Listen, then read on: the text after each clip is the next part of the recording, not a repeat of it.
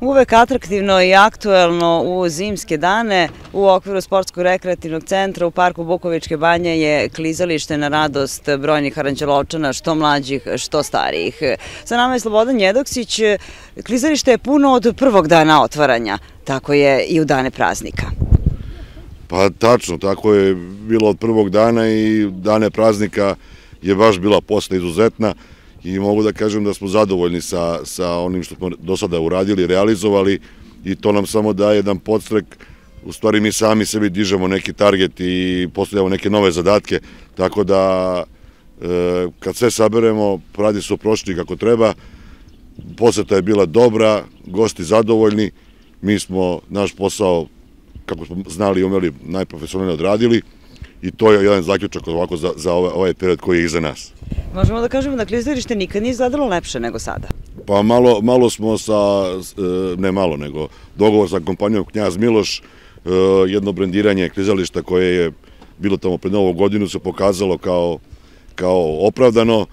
Objekat kućice Brnare koji je u parku postavljen je, mogu kažem, prava atrakcija, ne samo za goste, nego i za one prolaznike koji se raspituju šta, kako, odakle to, tako da smo sa tim nekim sadržajima koji su zamenjeni otprilike postigli cilj i postavili, kažemo, jedan nov nivo usluga i da svi oni koji dođu mogu da uživaju malo i u ambijentu, mogu da se ogreju, da odmore, deca mogu da klizaju.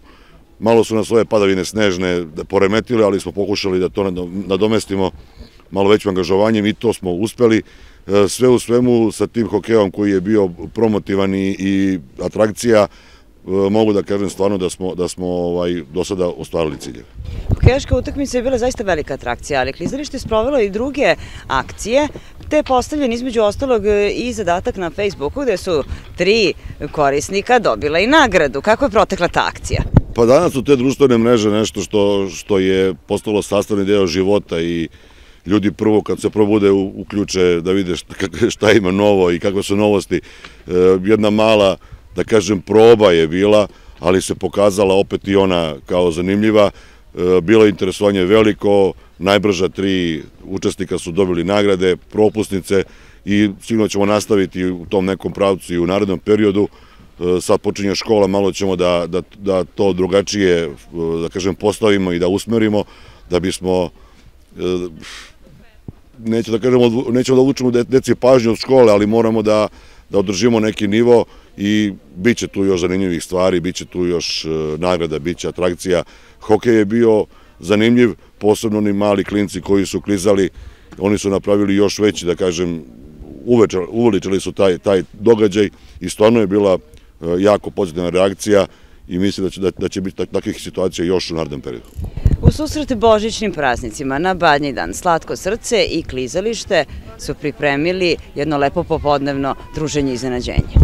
Pa Slatko srce je kompanija koja sa nama sarađuje već dugi niz godina i njihova neka želja je da uvek te neke veće praznike, a pogotovo Božić koji je najradosniji, najveći praznik kod nas, obeleži na neki način. Mi ćemo u tom smislu na Badnji dan organizovati, to jest oni će napraviti svoj promo štand na klizalištu, delit će posetiocima i deci kolače, a mi ćemo dodati malo kuvanog vina i čaja, tako da će deci imati čaj, roditelji malo vina i otprilike negde od periodu 12 do 2 ćemo malo da obeležimo taj praznik, pošto Božić ne radimo ove godine, tako da nekako najavimo taj jedan dan odmora za nas i za klizače, pa ćemo nastaviti posle Božića ponovo.